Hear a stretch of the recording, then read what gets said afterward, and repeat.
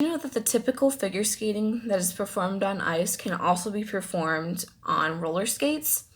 Artistic roller skating is a sport much like figure skating, which ultimately depends on the strength of a skater, the skills and their talent, how smooth they can perform the aspects of their specific discipline, and ultimately how they portray themselves in front of an audience or judges at a competition.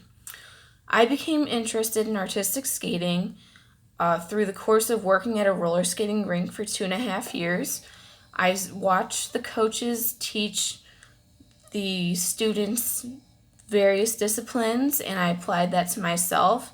And I taught myself some of the basics of artistic roller skating, and I also did some research to further my abilities within the realm of artistic roller skating. So today I will be talking about the skate setup, the disciplines within artistic roller skating, and the competitions. Before I get into all of that, I am going to talk about the brief history of artistic roller skating and some monumental events that occurred within the 19th and 20th centuries. So, the first time artistic roller skating really became a thing was when Jackson Haynes, who is an American ballet teacher and a figure skater, introduced roller dancing, which was simply performing waltzes and marches on skates. And one of the important teachers who did teach roller dance was Elsbeth Moeller in 1941, and she taught roller dance in Michigan, and that was a pretty evident part in the growth of artistic roller skating. And then artistic roller skating really became popular in the 1940s and 50s with the introduction of the skating vanities by Gloria Nord, who was a figure skater who decided that she was going to put on TV shows of her and a group of skaters just performing some dance moves, a lot of it applying to artistic roller dance skating. And so this was a form of entertainment that was much like figure skating, but it was done on wheels instead of a blade. So, getting into the skate setup, artistic roller skates are very different from the traditional skate that you see at a roller skating rink. They have a specific boot, specific plate, specific wheels. So, first of all, for the boot is a lot more stiff than a recreational boot. The stiffness varies depending on what exactly you are trying to do within artistic roller skating, but the stiffnesses typically range from about a 30, which is pretty soft, up to a 90 or 100, which is extremely stiff, more like an ice boot. The second aspect of artistic skates that makes them extremely different from recreational skates is their plates, which is the metal underneath the boot. These plates provide the skaters with the ability to perform certain movements, jumps, and spins without breaking the plate, and also having a furthered ability to perform these movements. Another thing that is extremely important in artistic roller skating setup for the skates is the wheels. The wheels are typically thermoplastic elastomer, which is a harder wheel, or polyurethane, which is a softer wheel.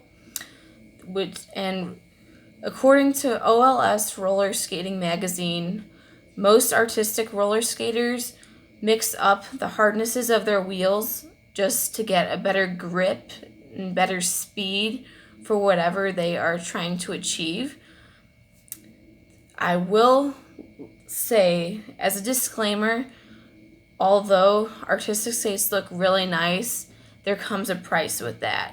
And a really good quality artistic skate is typically between $700 to $1,000 for a full setup, but it is extremely worth it if you are pursuing the artistic roller skating path. Next, I will be talking about the disciplines within artistic roller skating.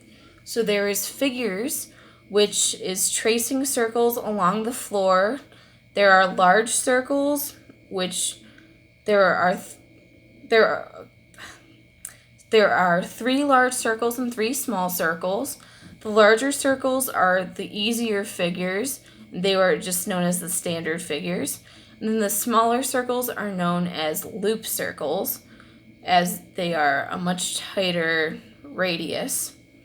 And then there are little loops within those loop circles, and they are strictly called loops.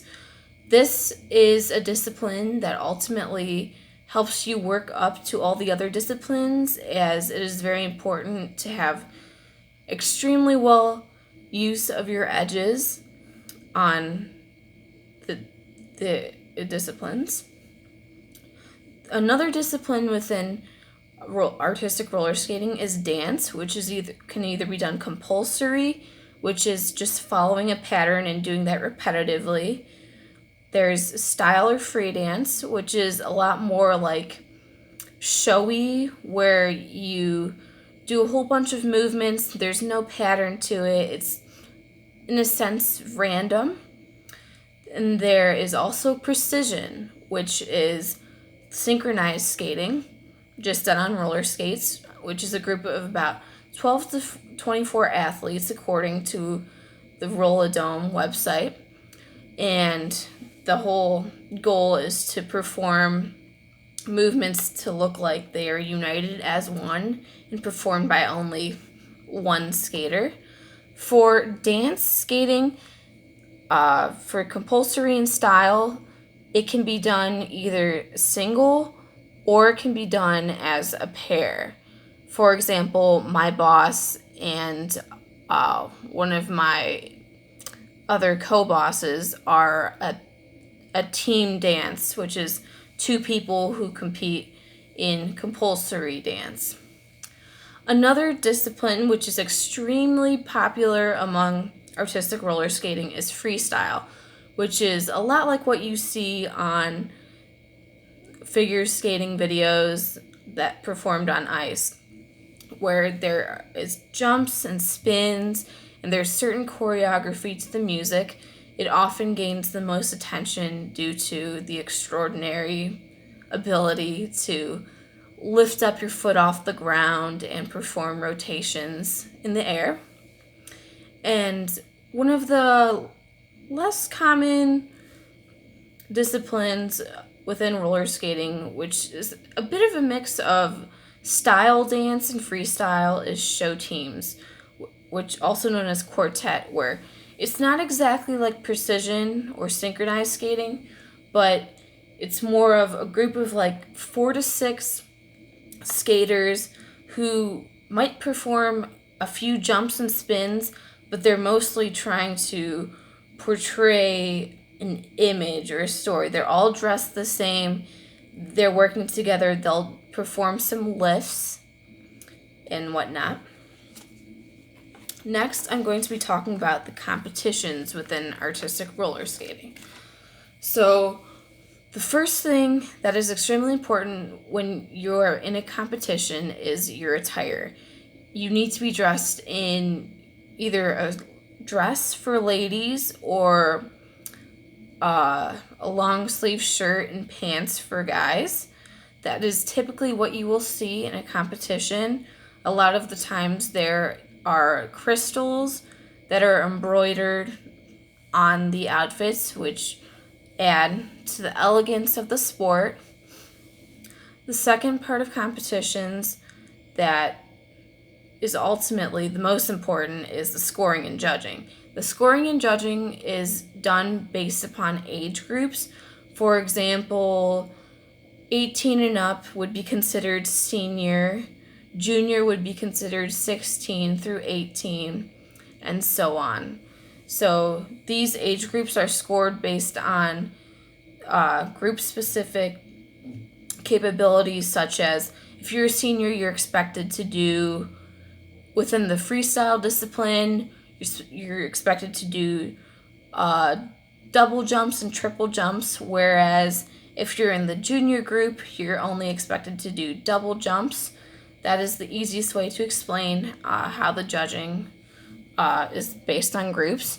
And it is ultimately depends on how well the skater performs their specific movements, their stability, their control, and ultimately not falling, because falling is a penalty, like in figure skating, where you get usually a point or two deduction off of your score. Lastly, within competitions is the different types of competitions. So there are just league meets that are performed at rinks usually within the state. For example, Brunswick Skate Station Artistic Club goes to perform at Lorraine Skate World. That is considered a league meet, and other leagues in the area also come and perform there against each other. There are regional meets, which are meets that typically consist of clubs from neighboring states, and it's ultimately to see whether or not a skater can place to make it to nationals. Nationals is a nationwide competition where the best skaters from each club from every state that has a club come and perform, ultimately trying to see who can make it into Worlds, which is the biggest type of competition in artistic roller skating, where the absolute best skaters from the world, usually a few from every country, come together and they compete to see who is the best in the world in accordance to their discipline. So, for example, for freestyle, it is on the world's level, you are expected to be able to perform some higher level spins in the freestyle aspect. You are also expected to perform triple jumps mainly, and high point valued combos of jumps, which is all according to the USARS figure skating webpage, which has a lot of information on what is to be looked for within the disciplines, and it applies to all levels of competitions. So I hope you learned a bit about artistic roller skating, especially the skate setup, the disciplines within artistic roller skating, and how competitions are within artistic roller skating. So next time you go to a roller skating rink and you see those weird circle lines painted on the ground, just know that that rink has an artistic club or has artistic roller skaters come and practice for the sole purpose of artistic roller skating. Thank you so much.